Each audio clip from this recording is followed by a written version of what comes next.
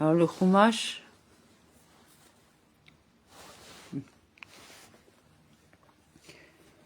Alors mercredi 18 Nissan, Shemini, chapitre 10. Moïse dit à Aaron ainsi qu'à Élazar et à Itamar, ses fils survivants. Prenez la part d'oblation qui reste des combustions du Seigneur et mangez-la en pain azim à côté de l'autel, car elle est éminemment sainte.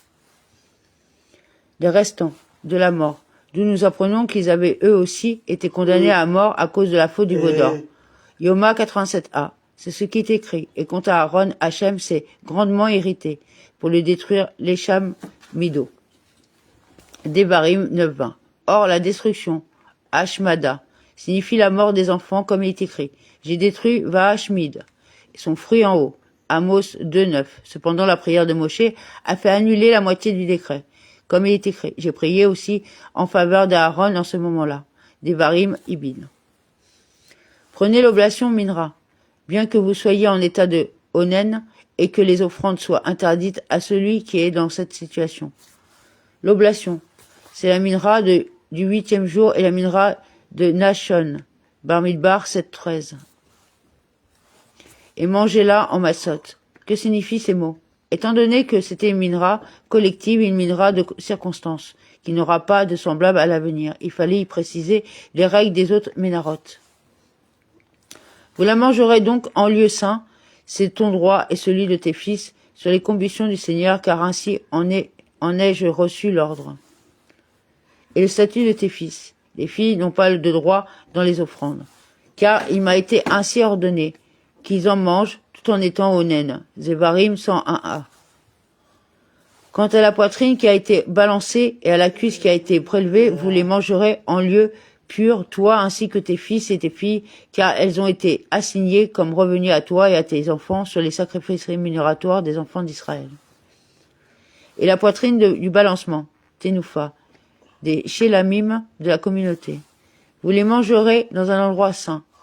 Est-ce qu'ils avaient mangé les précédents dans un endroit impur? Les précédents, qui étaient des Kodashim, devaient être consommés dans un endroit saint, tandis que cela n'exige pas d'être mangé dans l'enceinte des rideaux, mais à l'intérieur du camp d'Israël, qui est pur de la présence des lépreux, d'où l'on apprend que les Kodashim, Kalim, peuvent être consommés dans toute la ville. Zevarim 55a.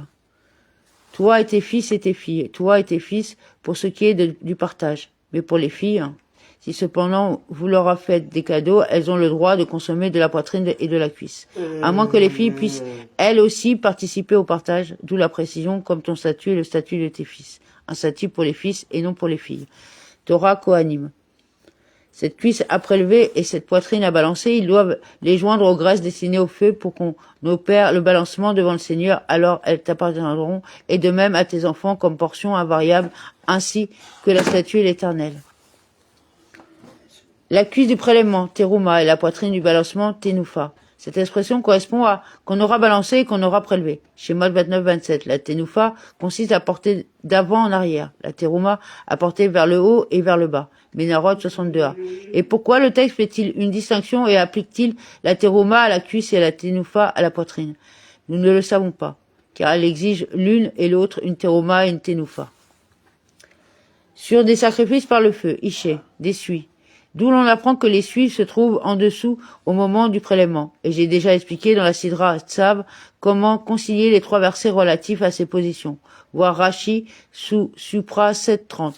Amen.